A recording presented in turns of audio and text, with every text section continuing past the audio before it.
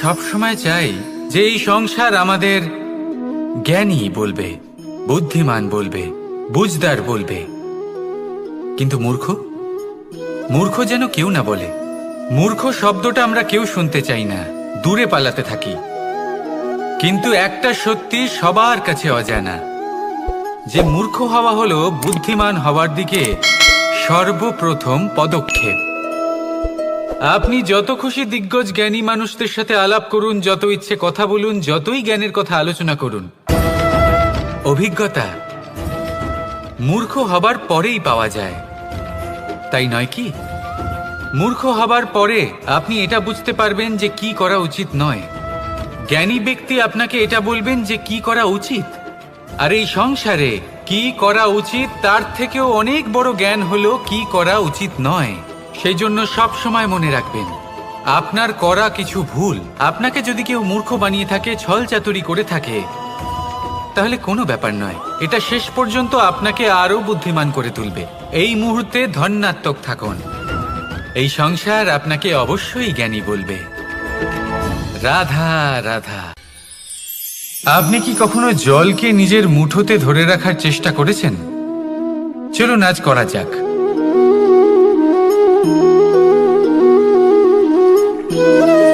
যদি আপনি নিজের মুঠো জোরে বন্ধ করেন, জল ধরে রাখতে পারবেন না। যদি আপনি তাকে এমনি বইতে দেন, তাহলে ও নিজের পথ নিজেই করে নেবে, আর আপনার হাতেও থেকে যাবে। আমাদের জীবনও হলো কিছুটা এরকম, জলের মতো, নিজের পথ নিজেই করে নেয় এই জীবন। প্রত্যেক সমস্যার সমাধান নিজেই করে নেয় এই জীবন। তাই জীবনে যখন কোনো পরিস্থিতি আমাদের প্রতিকূল হয়ে থাকে, কিছুই হয়তো আমরা বুঝতে পারছি না, কিছুই যখন বসে থাকে না, তখন আমরা হতাশ হয়ে পড়ি, নিরাশ হয়ে পড়ি। আর এটাই করা উচিত নয়। শান্ত মনে দেখতে হবে যে এই জীবনে আসলে কি ঘটে চলেছে। কষ্ট সবাই ভোগ করেন, কষ্ট পেলে কেউ রেগে যান, রেগে গিয়ে পরাক্রম দেখান। এটাই তো করা উচিত নয়। শান্ত মনে সেটাই করতে হবে যা জীবন আমাদের শেখাতে চাইছে। জীবন আমাদের সব শিখিয়ে দেবে, শুধু মনে রাখবেন কখন প্রয়াস করতে হবে আর কখন আমাদের প্রতীক্ষা করতে হবে, সেটা আগে আপনাকে বুঝতে হবে। তাহলে আসুন আমার সাথে ভালোবেসে বলুন, রাধা রাধা। অনেক ব্যক্তির মনে একটা প্রশ্ন জাগে আমাকে আর রাধাকে নিয়ে। বলেন যে না আমি আর রাধা একসাথে থাকি, না আমাদের বিয়ে হয়েছে, আমি এখানে দ্বারকাতে, ও ওখানে বর্ষণাতে, তাও এত ভালোবাসা কি করে? এ কেমন সম্পর্ক? আমি তাদের একটা সহজ কথা বলতে চাই। আপনি কখনো আয়নার দিকে দেখেছেন? নিজের দুই চোখের দিকে তাকিয়ে জিজ্ঞাসা করুন, এই দুই চোখ একসাথে কেন বন্ধ হয়, একসাথে কেন খোলে, একসাথে কেন ঘুমোয়, একসাথে কেন কাঁদে? আজীবন কোনো এক মানুষের সাথে সম্পর্ক রাখা অবশ্যই সম্ভব, তাদের সাথে দেখা না করে।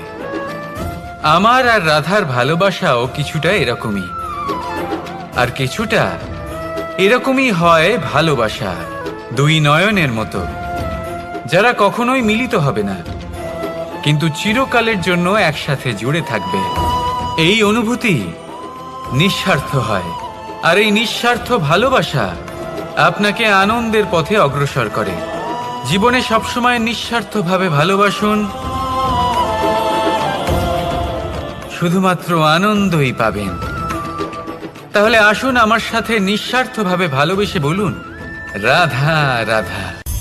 মানুষ আর ধন, এই দুইয়ের মধ্যে সম্পর্ক খুব ঘনিষ্ঠ। ধন হলো সেই শক্তি যার ব্যবহার মানুষ করে থাকে সাংসারিক বস্তু ক্রয় করার জন্য, নিজের জীবন যাপন করার জন্য। আর মানুষ হলো সেই শক্তি যারা ধনকে গুরুত্বপূর্ণ করে তোলেন। এবার একটা কথা বলি, ব্যবহার করা উচিত ধনকে আর ভালোবাসা উচিত মানুষকে। এটা বেশিরভাগ মানুষই বোঝেন না। মানুষ এখানেই সব থেকে বড় ভুল করে বসেন। তারা ভালোবাসেন ধনকে আর ব্যবহার করেন মানুষকে। এ হলো অনুচিত। দেখুন, আপনি একটা সূচের দ্বারা যুদ্ধ করতে পারবেন না, আর কোনো তলোয়ার দ্বারা বস্ত্র সেলাই করতে পারবেন না, তাই না? কোনটা কিসের জন্য হয় সেটা বোঝা অত্যন্ত জরুরি। আপনিও সঠিক দিকে অগ্রসর হন। মানুষকে ভালোবাসুন আর ধনকে ব্যবহার করুন। যদি আপনি মানুষকে ব্যবহার করেন, তাহলে আপনি ভালোবেসে ফেলবেন ধনকে। আর এই ভালোবাসা ধীরে ধীরে পরিণত হবে লোভে, আর ধীরে ধীরে এটা আপনাকে বিনাশ করে দেবে। তাহলে সমস্ত মানুষকে ভালোবাসুন আর এইভাবে ভালোবেসে বলুন, রাধা রাধা। সাফল্য কে না চান? সাফল্য লাভ করার, শিখরে পৌঁছানোর আলাদাই একটা আনন্দ রয়েছে। আর আপনজনদেরও কে না চান? প্রত্যেক মানুষ চান যেন জীবনে তার কোনো আপনজন থাকে, যারা সবসময় তাদের সাথে থাকবে। কারণ আপনজনের সাথেই তো সাফল্যের আনন্দ সব থেকে বেশি পাওয়া যায়। কিন্তু আসলে কি হয়, অনেক সময় সাফল্যের খোঁজে সেই পথে চলতে চলতে আমরা আপনদের থেকে দূরে চলে যাই। না চাইতেও দূরে চলে যেতে হয়, ওনাদের সাথে সময় কাটাতে পারি না। আর আমরা ভুলে যাই যে সাফল্যের আসল আনন্দ আপনজনদের সাথেই পাওয়া যায়। সফল হওয়ার পরে আপনদের সাথে দেখা হলে তাদের চোখে আমাদের জন্য যে আবেগ থাকে, যে সম্মান, যে প্রেম থাকে, সেটাই হলো আসল পুরস্কার। আমরা সেই কথা ভুলে যাই এবং একা হয়ে পড়ি। বেশিরভাগ সময় এটাই হয়। বেশিরভাগ সময় সফল মানুষগুলি একা হয়ে যান। এবার আপনি কি চান? আপনি অসফল হয়ে দিনগুলি একাকিত্বে কাটাতে চান, নাকি সফল হয়ে আপনজনদের সাথে আনন্দে থাকতে চান? সেই সিদ্ধান্ত আপনার।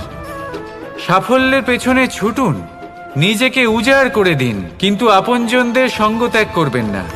সেই আপনজন যারা আপনার সাফল্যের জন্য দায়ী, সেই আপনজন যিনি আপনার সাফল্যে আনন্দ পান, সুখ লাভ করেন, তাদের কখনো ত্যাগ করবেন না। আসুন আমার সাথে ভালোবেসে বলুন, রাধা রাধা। ভগবান আর ভক্ত যখন একাকার হয়ে যায়, যখন ভক্ত তার ভগবানের প্রতি এবং নিজের জীবনের উদ্দেশ্যের প্রতি সম্পূর্ণরূপে সমর্পিত হয়, তখন জন্ম নেয় ভক্তি। এই সংসারের সমস্ত আশা হয়তো আপনার সঙ্গ ত্যাগ করে দিতে পারে, তখনও ভক্তি সাথে থাকবে। ভক্ত আর ভগবান যখন একাকার হয়ে যায়, তাদের মধ্যে কোনো পার্থক্য থাকে না। তারা এক হয়ে যায়, এক ব্যক্তিত্ব, এক অস্তিত্ব। সেই জন্য কখনো জীবনে যে কোনো রূপেই, যে কোনো প্রকারেই, যে কোনো ঈশ্বরকে মান্য করুন। মনের মধ্যে শ্রদ্ধা ভাব জাগ্রত করুন, মনে ভক্তি ভাব জাগ্রত করুন। এই সমগ্র সংসারে সব কিছু আপনাকে ছেড়ে চলে গেলেও তখনও এই ভক্তি শুধুমাত্র আপনার উত্থান ঘটাবে।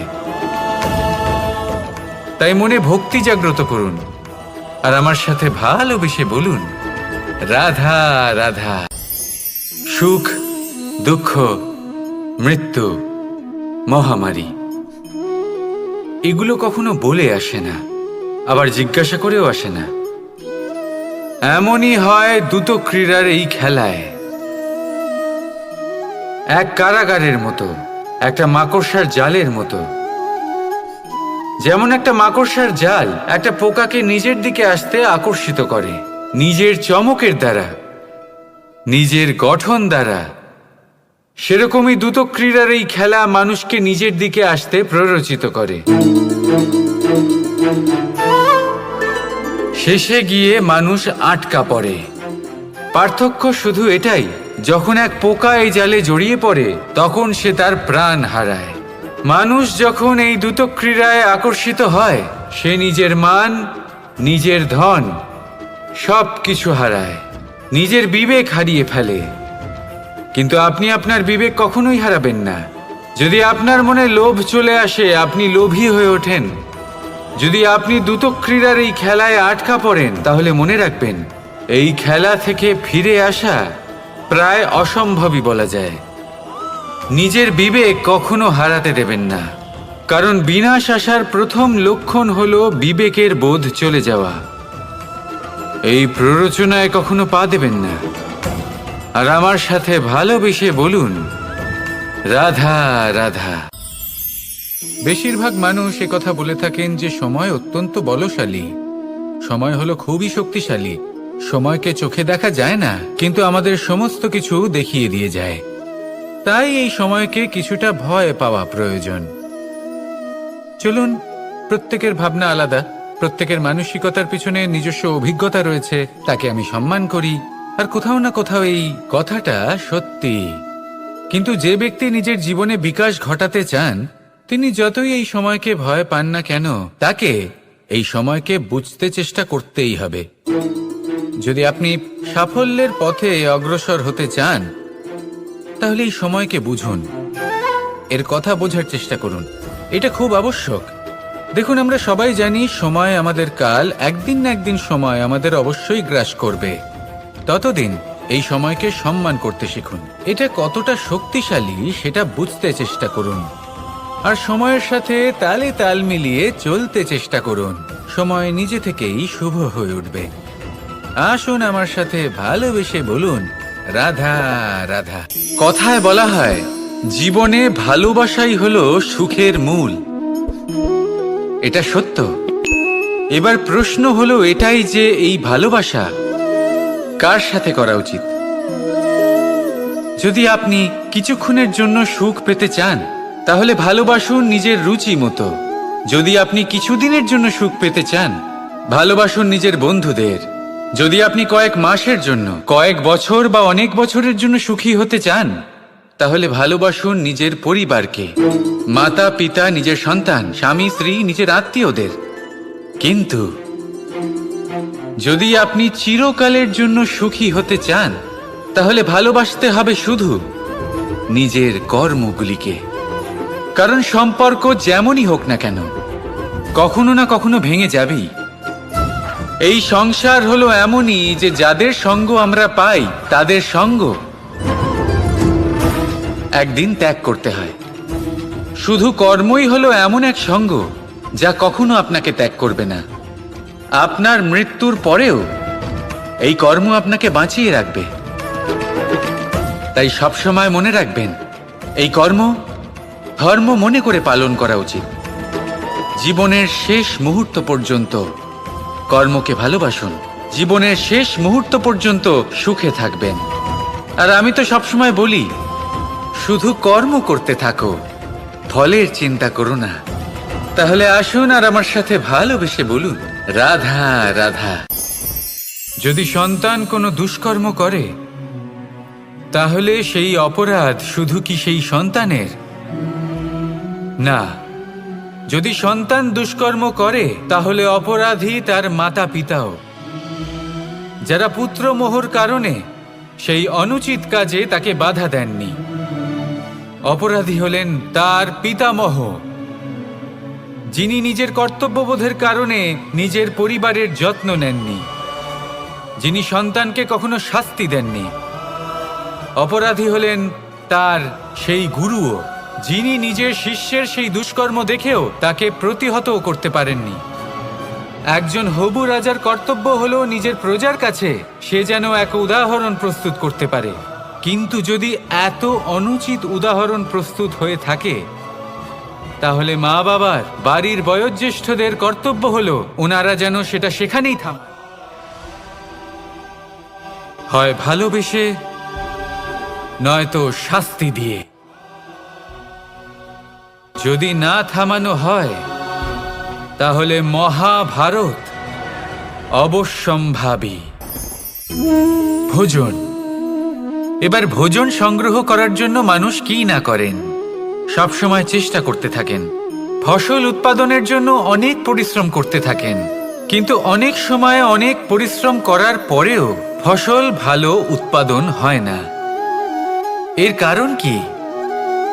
কারণ হলো এটাই যে আপনি পরিশ্রম হয়তো অনেক করেছেন, কিন্তু আপনার নজর তো সেই বীজের দিকে ছিলই না যা আপনি রোপণ করেছেন। সেই জন্য সবসময় কোনো বীজ রোপণ করার আগে তাকে পরখ করে দেখুন। তা অত্যন্ত আবশ্যক। আর সেইভাবেই যখনই কোনো কর্মের প্রশ্ন আসে, তাহলে সেখানে শুধুমাত্র পরিশ্রম যথেষ্ট নয়। সেই কাজের প্রতি আপনার কর্তব্য কি, আপনার উদ্দেশ্য কি, সেটা জানা হলো অত্যন্ত গুরুত্বপূর্ণ। তাই কর্ম করুন, কিন্তু সেই কর্মের প্রতি আপনার যা উদ্দেশ্য তার মাহাত্ম্য বুঝতে চেষ্টা করুন। তাহলে আসুন আমার সাথে ভালোবেসে বলুন, রাধা রাধা। নারী জন্মসূত্রে কারোর কন্যা, ধর্মসূত্রে কারোর পত্নী, আর কর্মসূত্রে কারোর মা। আমাদের মনে এই ছবি আঁকা রয়েছে একজন নারীকে নিয়ে, তাই না? একটা অতুলনীয় ভূমিকা রয়েছে নারীদের আমাদের জীবনে, আর নারী ছাড়া আমরা কিছুই নই। কিন্তু অধিকার, সেখানে আমরা একটা ভুল করে বসি। যখন নারী একজন কন্যা থাকে, যখন সে জন্ম নেয়, তখন তার ওপর অধিকার থাকে তার পিতার। আর তারপর যখন বিয়ে হয়ে যায়, তখন তার অস্তিত্বের উপর অধিকার থাকে তার স্বামীর। আর যখন তিনি মা হন, তখন নিজেই তিনি জীবনের সমস্ত অধিকার দিয়ে দেন তার সন্তানকে। কিন্তু আমরা কি কখনো এটা ভেবেছি এই জীবন হলো তার নিজের? যে নারী সবার কল্যাণ করছেন, তার জীবনের অধিকারও তার কাছেই থাকা উচিত, তাই না? তার নিজের জীবনের সিদ্ধান্ত সে নিজেই নিতে পারেন, নিজেই নিজের ভাগ্যের রচয়িতা হতে পারেন। আর এর জন্য আমাদের নিজেদের পাল্টাতে হবে, দৃষ্টিভঙ্গি পাল্টাতে হবে। কারণ এই ধারণা সেটা আজ বা কালকের ব্যাপার নয়, এটা ঘটে চলেছে বহু বছর ধরে, আর চলতেই থাকবে যদি আমরা এটা না বদলাই। আর এটা তখনই সম্ভব হবে যখন আমরা নিজেদের মধ্যে পরিবর্তন আনব। তাই আজকের পর থেকে, এই মুহূর্ত থেকে, কোনো নারীর ওপর অকারণ অধিকার স্থাপনের আগে সহস্রবার ভেবে দেখবেন। কারণ যখন নারী নিজের অধিকার কেড়ে নিতে বাধ্য হবেন, তখন শুধু এবং শুধুমাত্র বিনাশই ঘটবে। রাধা রাধা। বাজ পাখিকে পক্ষীরাজ বলা হয়। বাজের আয়ু হলো মোটামুটি 70 বছর। এবার 40 বছর হতে হতেই ওদের পালক লম্বা এবং ভঙ্গুর হয়ে যেতে থাকে, ঠোঁট বেঁকে যায়, ডানা ভারী হয়ে যায়, অর্থাৎ আগের মতো উড়তে পারে না, সেই শক্তি থাকে না। এবার সেই বাজ কি করবে? বাজ সব থেকে কঠিন নির্বাচন করে, নির্বাচন নিজের পুনর্স্থাপনার। সর্বপ্রথম একটা বিশাল পর্বতে যায়, একান্তে নিজের এক বাসস্থান তৈরি করে, আর তারপরে পাথরের সাথে নিজের ঠোঁট বারবার আঘাত করতে করতে সেই ঠোঁট ভেঙে ফেলে। তারপরে সে অপেক্ষা করে সেই ঠোঁট পুনর্নির্মাণ হওয়ার। তারপর সেটাই করে নিজের পালকের সাথে। তারপরে নিজের ডানা থেকে এক এক করে ভারী পালকগুলো ছিঁড়ে ফেলে দেয়। আর তারপর 150 দিনের এই যন্ত্রণা সহ্য করার পরে ও ফিরে পায় নিজের ওড়বার অনন্য ক্ষমতা, সেই শক্তি। আর তারপরে ও জীবনের পরবর্তী 30 বছর বাঁচে। কি বুঝলেন আপনি? যদি ইচ্ছে শক্তি থাকে, তাহলে একজন দুর্বলও শক্তিশালী হতে পারে। আপনিও এটাই করুন, নিজের অতীতের যন্ত্রণার বোঝাগুলিকে ত্যাগ করুন, আর কল্পনার খোলা আকাশে উন্মুক্ত হয়ে উড়ে বেড়ান। নিজের পুনর্স্থাপনা করুন, তবেই সর্বশ্রেষ্ঠ হতে পারবেন। আর মনে রাখবেন, এই ছোট ছোট পদক্ষেপই বড় বড় শিখরে পৌঁছে দিতে পারে। তাহলে আসুন আর আমার সাথে ভালোবেসে বলুন, রাধা রাধা। বল, শক্তি, পরাক্রম এই সংসারের বিকাশের মূল। কিন্তু কখনো ভেবেছেন যে প্রকৃতি আমাদের এই বল, শক্তি, পরাক্রম কেন দিয়েছেন? যাতে আমরা জীবনে কারোর উদ্ধার করতে পারি, কাউকে সাহায্য করতে পারি, কারোর জন্য ভালো কিছু করতে পারি, কোনো গরিব অসহায় মানুষের জন্য কিছু করতে পারি। এই বল, এই শক্তির সদ্ব্যবহার করতে পারি।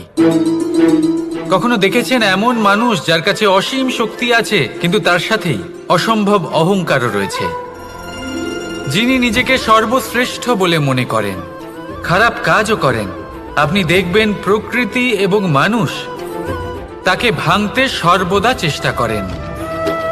মনে রাখবেন, যতই সুবিশাল পর্বত হোক না কেন, তা যদি পথে পড়ে তাকে ভেঙে পথ প্রশস্ত করা হয়।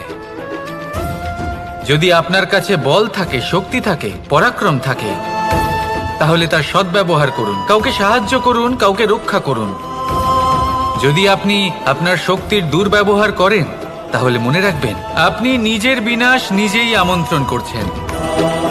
এবার বল অর্জন করার পরে, শক্তি অর্জন করার পরে আপনি নিজেকে বিনাশ করতে চান নাকি এই সংসারের উদ্ধার করতে চান, সিদ্ধান্ত আপনার। রাধা রাধা। শব্দই হলো শূন্য, শব্দই হলো আরম্ভ, শব্দই হলো অন্ত, শব্দই হলো অমর, শব্দই হলো ব্রহ্ম। এই শব্দ হলো অত্যন্ত বিশেষ। কেউ কাঁদলে তাকে হাসিয়ে তোলে, কেউ হাসলে তাকে কাঁদিয়ে দেয়। কারোর মনে উদ্দীপনা জাগিয়ে তুলতে পারে, আবার কারোর মনে কাঁটা হয়ে বিঁধে থাকতে পারে। একটা অত্যন্ত গুরুত্বপূর্ণ কথা, যা বোঝা অত্যন্ত আবশ্যক। আপনার মন, আপনার হৃদয়ে যতই শুদ্ধ হোক না কেন, যতই পবিত্র হোক না কেন, আপনার দৃষ্টিভঙ্গি যতই স্পষ্ট হোক না কেন, যদি আপনার কথা পবিত্র না হয়, যদি আপনার শব্দ শুদ্ধ না হয়, তাহলে তা আপনাকে আপনার কর্মফল ভোগ করতে বাধ্য করবেই। একটা সহজ উদাহরণ দিই। আপনার জীবনে এমন কেউ অবশ্যই থাকবেন যাকে আপনি পছন্দ করেন না, যিনি হয়তো অধর্মী মানুষ, যিনি হয়তো দুর্বুদ্ধি সম্পন্ন মানুষ, কিন্তু তার জন্য অপশব্দ প্রয়োগ করলে তার মধ্যে কোনো পরিবর্তন আসবে না, তার মানসিকতা বদলাবে না, শুধু মনে প্রতিশোধ স্পৃহা জেগে উঠবে, মনে হিংসা জাগবে, আর কিচ্ছু নয়। সেই জন্য নিজের শব্দকে নিয়ন্ত্রণ করুন, নিজের কথা সংযত করুন। শ্রেষ্ঠ থেকে শ্রেষ্ঠতর মানুষকেও সাবধানী হতে হয়, কারণ যদি এই শব্দের প্রয়োগ সঠিক না হয়, তাহলে আজীবন মানুষকে নির্বাক হয়ে থাকতে হতে পারে।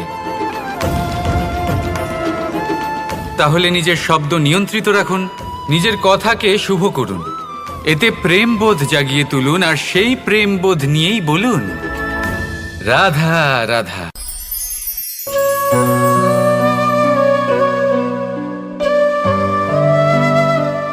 নারী, পুরুষরা যাকে নাম দিয়েছেন ত্রিয়া, কেন দিয়েছেন, কে দিয়েছেন, কেউ তা জানে না। কথায় আছে, পুরুষরা ভাবেন যে ত্রিয়া, ভাবেন একরকম, বলেন অন্য কিছু, আর করেন অন্য কিছুই। কিন্তু সত্যিটা কি এটাই? আসল সত্যি হলো এটাই যে ত্রিয়া হলো সেই চরিত্রহীন পুরুষ, আর কেউ নয়। সেই পুরুষ যারা নারীকে বলেন যে আপনি হলেন মা, আপনি হলেন দেবী, আপনি হলেন বোন, আর ভাবেন কি? ভাবেন যে এই নারী হলো আমাদের পায়ের ধুলো, আর কিচ্ছু নয়। আর কি করেন? ওনাদের মাথায়, ওনাদের খোপায় মালা পরিয়ে দিয়ে ভাবেন যে ওনারা হলেন তাদের পায়ের ধুলোর সমান। একজন নারীর সম্মান ভঙ্গ করেন, তাদের দাসী মনে করেন। ভুলবেন না, যত্র নারী আস্ত পূজ্যন্তে রমন্তে তত্র দেবতা। অর্থাৎ যেখানে নারীকে পুজো করা হয়, সেখানে ঈশ্বর বাস করেন, আর যেখানে নারীকে অপমান করা হয়, সেখানে ঈশ্বর এবং ভাগ্য এই দুই রুষ্ট হয়। মনে রাখবেন, যদি নারী কল্যাণকারী হতে পারেন, তাহলে নারী মহাচণ্ডী রূপও ধারণ করতে পারেন। যদি একজন নারী মাতা হয়ে জন্মদান করতে পারেন, তাহলে নারী মৃত্যু হয়ে বিনাশও করতে পারেন। যেখানে নারী অপমানিত হবেন, সেখানে মহান ভারতও মহাভারতের পথে অগ্রসর হতে পারে। তাই মনে রাখবেন, নারীর অপমান যেন কখনোই না ঘটে। আর যদি কোথাও নারীর অপমান হয়, তার অর্থ হলো আপনার বিনাশ আপনার দিকেই আসছে, আর এটা হলো তার প্রথম পদক্ষেপের প্রথম পদধ্বনি। রাধা রাধা। বরদান এবং অভিশাপ, এই দুই হলো একই মুদ্রার দুটি পিঠ। এই বরদান আমরা অনেক কারণে পেতে পারি, কখনো নিজের পরিশ্রমের কারণে, কখনো নিজের তপস্যার কারণে, কখনো আমাদের পূর্বপুরুষদের কর্ম ও তপস্যার কারণে। কিন্তু এই বরদান কতক্ষণ বরদান থাকবে তা আমরা নিশ্চিত করতে পারি না। তা সুনিশ্চিত করে শুধুমাত্র আমাদের কর্ম। যদি আপনাকে উদাহরণ দিই, আপনি রেশমের কীট দেখেছেন? ও বরদান পেয়েছে যে ও নিজের সুরক্ষার জন্য খোলস বানাতে পারে। এবারও তাতে এত মত্ত হয়ে যায় যে এমন এক আবরণ বানিয়ে ফেলে যাতে সে নিজেই আবদ্ধ হয়ে চাপা পড়ে মরে যায়। এটার তাৎপর্য কি? তাৎপর্য খুবই সরল। গর্ব করা খুবই ভালো, কিন্তু অহংকার করা কখনোই উচিত নয়। যদি অহংকার মনের মধ্যে প্রবেশ করে, তাহলে এই বরদান অভিশাপে পরিণত হতে সময় লাগে না। আর যদি কর্মশ্রেষ্ঠ হয়, তাহলে অভিশাপও বরদানে পরিণত হয়। তাহলে আসুন, শ্রেষ্ঠ কর্ম করুন আর আমার সাথে ভালোবেসে বলুন, রাধা রাধা। আপনি কি কখনো একজন মালিকে একটা বাগানের যত্ন নিতে দেখেছেন? যদি কখনো একটা গাছে উই ধরে যায়, মালি তখন শুধু সেই গাছের নয়, সমস্ত বাগানের চিকিৎসা করায়। আপনারা হয়তো বলবেন, এ কেমন মূর্খতা! যখন উই একটা গাছে লেগেছে, সমস্ত বাগানের চিকিৎসা কেন করাতে হবে? এ তো অযথা পরিশ্রম করা। কিন্তু মালি খুব ভালো করে জানে যে উই হয়তো একটা গাছে লেগেছে, কিন্তু তা সমস্ত বাগানকে নাশ করে দিতে পারে। এবার মালির এই শিক্ষা, এই জ্ঞান অন্য অনেক জায়গাতে প্রযোজ্য। এই সংসারে আমরা শুধুমাত্র নিজের পরিবারের কথাই চিন্তা করি, তাদের যত্ন নিই, চেষ্টা করি যেন তারা ভালো থাকেন, সুখে থাকেন। আর সেই সময় এই সমাজের কিছু বিরোধী মনোভাব এই সমাজকে গ্রাস করে ফেলে, এই সমাজকে নষ্ট করে ফেলে। কিন্তু আমাদের নজর শুধু আমাদের পরিবারে থাকে। সেই জন্য যখন কথা ওঠে রাষ্ট্রের, দেশের, তখন তার জন্য সিদ্ধান্ত নিতে হবে, তখন তার জন্য ত্যাগ করতে হবে। আর মনে রাখবেন, যে সমস্যায় আসুক তার সমাধান পূর্ণরূপে বাঞ্ছনীয়। এই সংসারে প্রত্যেক ব্যক্তি যদি নিজের পরিবারেরও খেয়াল রাখেন এবং সমাজেরও খেয়াল রাখেন এবং সঠিকভাবে এই দেশেরও খেয়াল রাখেন, তবেই এই দেশ সম্পন্ন হতে পারবে। তাহলে আপনিও সেই প্রয়াস করুন আর আমার সাথে ভালোবেসে বলুন, রাধা রাধা। ভগবান আর ভুল, এই দুই একই অক্ষর দিয়ে শুরু হয়। শুধু তাই নয়, এদের দুজনের রাশিও সমান। এবারে আপনারা বলবেন যে ভগবান, ভুল, এদের মধ্যে কিভাবে মিল থাকতে পারে? অনেক বড় মিল আছে। না শুধু এ এক অক্ষর দিয়ে শুরু হয়, বরং এদের বিজয় মন্ত্রটাও এক। ভগবানকে মানুন, তাকে বিশ্বাস করুন, তাকে স্বীকার করুন। এটা করলে মনের দৃষ্টি থেকে ভগবানকে দেখা যায় আর উনি আপনাকে সমৃদ্ধ করে তোলেন। ভুলের সাথেও এটাই ঘটে। নিজের ভুল স্বয়ং মেনে নিলে, স্বীকার করে নিলে, সব কিছুই স্পষ্টভাবে দেখতে পাবেন। যেদিন থেকে আপনি নিজের ভুল মেনে নিতে শিখবেন, সেদিন থেকে সেই ভুল শোধরানোর প্রক্রিয়াও শুরু হয়ে যাবে। আপনি বুঝে যাবেন নিজের ভুল কিভাবে শোধরাতে হয়। তাই মনে রাখবেন, নিজেকে শ্রেষ্ঠ করে তোলার জন্য নিজের ভুল স্বীকার করা অত্যন্ত প্রয়োজনীয়। এই জীবনে শান্তি আনার জন্য ঈশ্বরকে মেনে নেওয়াও অত্যন্ত প্রয়োজনীয়। সবসময় নিজের গুণ এবং নিজের দোষ মনে রাখবেন। আজীবন সুখী থাকবেন। রাধা রাধা। বিজয়, বিজয় লাভের জন্য মানুষ কি না করে থাকে, যে কোনো সম্ভাব্য প্রচেষ্টা করে। কিন্তু নিজের বিজয় লাভের জন্য বাজিতে যা ইচ্ছে তাই রেখে দেওয়া কি উচিত কাজ? কখনোই নয়। নিজের হারানো সম্মান, নিজের হারানো সম্পত্তি, নিজের হারানো অধিকার ফিরে পাওয়ার শুধু একটাই পথ রয়েছে, আর তা হলো পুরুষার্থ, দ্যুতক্রিয়া নয়। যে মানুষ নিজেই হেরে গেছে, নিজেই নিজের জয়লাভ করার জন্য অন্য কাউকে কিভাবে বাজিতে রাখতে পারে? এ হলো সম্পূর্ণরূপে অনুচিত। অনেক সময় অনেক ধন লাভ করার জন্য, অনেক সম্পত্তি লাভ করার জন্য আমরা নিজের আসল ধন, আমাদের আপনজন, তাদেরকে হারিয়ে ফেলতেও প্রস্তুত হয়ে যাই। এটা একেবারেই উচিত নয়। যত বড়ই সংকট আসুক না কেন, আমাদের আপনজনদের আমাদের সাথেই রাখা উচিত। নিজের বিজয়ের জন্য ওনাদের বাজি রাখা ঠিক নয়। এই ভুল কেউ একজন করেছেন, আপনি তা ভুলেও করবেন না।